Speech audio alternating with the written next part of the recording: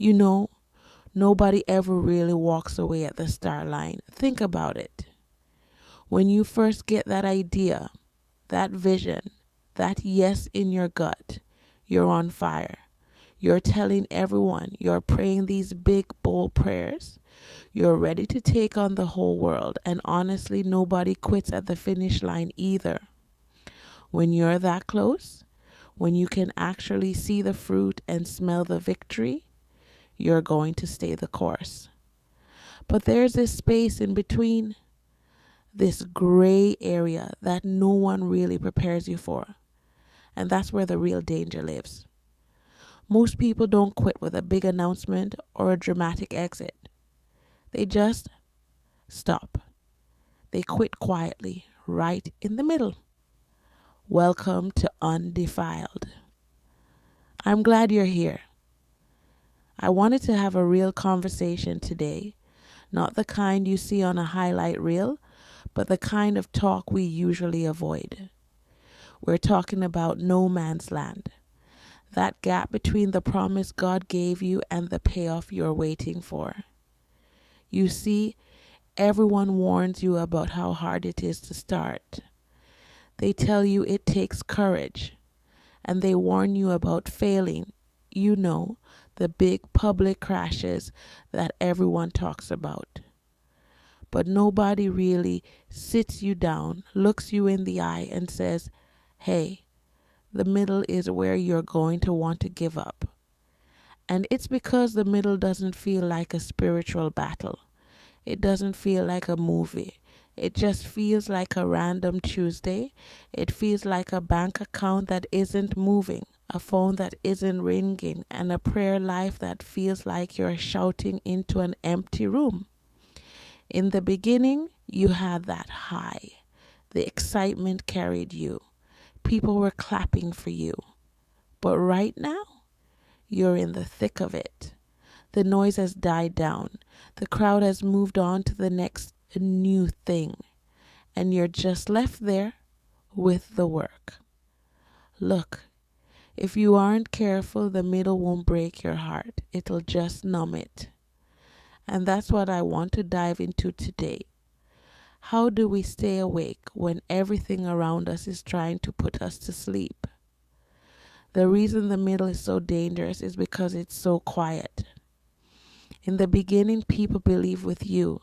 They ask for updates. They tell you they are praying for the vision. But eventually, that novelty wears off for them too. The messages stop coming. The encouragement fades. And suddenly, you're out there in a field you've been plowing for months, and there's still no sign of rain. This is where that verse in Galatians chapter 6 really hits home. It says, don't grow weary in doing good, because in due season we'll reap if we don't lose heart. But think about that for a second. It doesn't say, don't get tired of doing wrong. It says, don't get tired of doing the right thing. You can be exactly where you're supposed to be, doing exactly what you were told to do, and still be exhausted. Being tired isn't a sign that you're failing. It's a sign that you've been consistent for a long time without seeing a harvest yet. The middle is where the drift happens. You don't usually wake up and decide to walk away from your faith or your dreams. It's slower than that. You just stop expecting things to change. You keep the routine, sure, but you lose the fire. You stop praying for the miracle and you just start praying to survive the day. I have to ask you, and I'm asking myself too, are you still believing for what God told you at the start? Or have you started negotiating with the silence? This is the space where you learn the difference between belief and trust. Belief is easy. Belief says, I know God can do it. But trust is grittier. Trust says, I'm staying right here, even if he hasn't done it yet. That kind of trust is what gets you through. It's lonely and it's quiet and it's not very Instagrammable. But that's where the enemy loses his grip on you. That's where you actually become the person you were meant to be. So let's get honest for a minute. When you've been stuck in the middle for a while, maybe it's been months, maybe it's been years, you start to get tempted. And I'm not talking about the kind of temptation you hear about in Sunday school.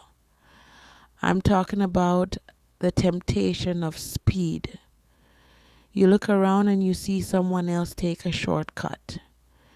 You see someone compromise just a little bit on their integrity and suddenly they get the promotion. You see someone else tweak the truth or step on a few people to get ahead and now they have the platform you've been praying for. And that's when the middle starts to whisper to you. It says, why are you doing it the hard way? If you just bend the rules a little, if you just stop being so intense about your values, you could be finished by now. You could finally have the reward. I think about a guy like Daniel. We always talk about him in the lion's den, right? But the lion's den was the end of his story. He was an old man by then. The real miracle was how Daniel stayed faithful in the middle of a culture that hated everything he stood for. And he did it for 70 years. The Bible says Daniel resolved in his heart that he wouldn't defile himself. He didn't wait until the pressure was on to decide who he was. He decided in the quiet. He decided when nobody was watching and nobody was clapping. See, in the middle, you don't suddenly rise to the occasion. You fall back on your resolutions.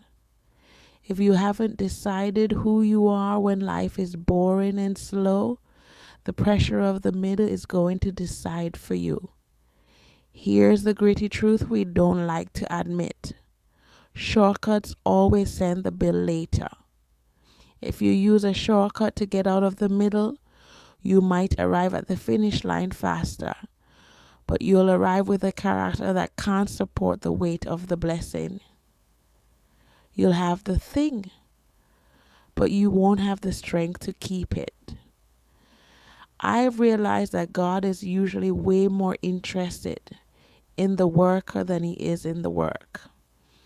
He's using this long, drawn-out middle season to kill your ego so that your spirit can actually breathe. He's stripping away your need for applause and your need for speed because he's building something meant to last a lifetime, not just a weekend. There's a question in the book of Zechariah that always stopped me in my tracks. It asks, who dares despise the day of small things? We despise small things because we're hungry for big things. We want the breakthrough. We want the harvest. But the middle is where the little lives. It's the boring, repetitive, uncelebrated acts of obedience. And believe it or not, God is watching the way you handle the little. If you started this journey because you wanted recognition, the middle is going to frustrate you. If you started for approval, the middle is going to break you. But if you started for alignment, if you started because you just wanted to be right with God, then the middle is going to refine you like gold. It's going to hurt, but it's going to make you solid. It's going to make you someone who can actually carry the blessing when it finally arrives. So, don't be afraid of the slow pace. The slow pace is where the roots grow deep. I want to speak directly to the person who feels like they're being punished.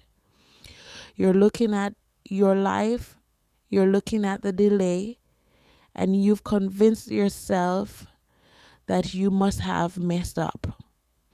You think the silence from heaven is a sign that you've been forgotten or passed over. But I need you to hear me on this. Delay does not mean denial. We often think we're in the middle because we're failing. But what if you're in the middle because you're being protected? What if God knows that if He gave you the end of the story today, it would actually crush you? What if your ego can't handle the weight of the spotlight yet? What if your character isn't ready for the responsibility? There's a verse in James that says, "Let patience have its perfect work, so that you may be mature and complete, lacking nothing." Notice that word work. Patience isn't just sitting in a waiting room tapping your foot. Patience is a construction project happening inside your soul. It's God doing work in you before He does work through you. The middle is where you learn how to hear God's voice when He's whispering, not just when He's shouting. It's where you learn that He is enough, even if the thing never happens. It's where your faith stops being about what you can get from Him and starts being about who you are with Him. You aren't behind. You're being formed. Think of the middle like a womb. It's dark in there. It's cramped. It's uncomfortable. And from the outside, it looks like nothing is happening. But that darkness is where life is being knit together. That's where the heartbeat gets stronger. That's where the lungs are developing so you can breathe in the next season. If you try to rush the process, you arrive hollow. You arrive before you're ready. So don't try to hack the wait. Stay in the work. Stay in the prayer. Stay in the boring routine. The middle isn't a detour, it's a training ground. As we close this out, I want to talk to the person who is just tired. You're still showing up physically, but you've checked out emotionally. You're numb. You're just going through the motions because you don't want to admit you've lost hope. The numbness is a warning sign. It's the enemy's way of trying to get you to drift away without noticing. Wake up. Shake off that weariness. Philippians 1:6 tells us to be confident in this one thing, that He who began a good work in you will complete it. Not might, not maybe if you try harder. He will complete it. He didn't bring you this far to leave you in the desert. He's not the God of almost. He's the God of the beginning and the end, which means He's the God of the middle too. The middle rewards one thing: conviction. Not talent, not excitement, just a stubborn refusal to quit on what God said. One day, you'll look back and realize the middle didn't delay you. It prepared you. It gave you the muscles to carry the blessing. So stay. Don't perform. Don't rush. Just stay aligned. Stay undefiled.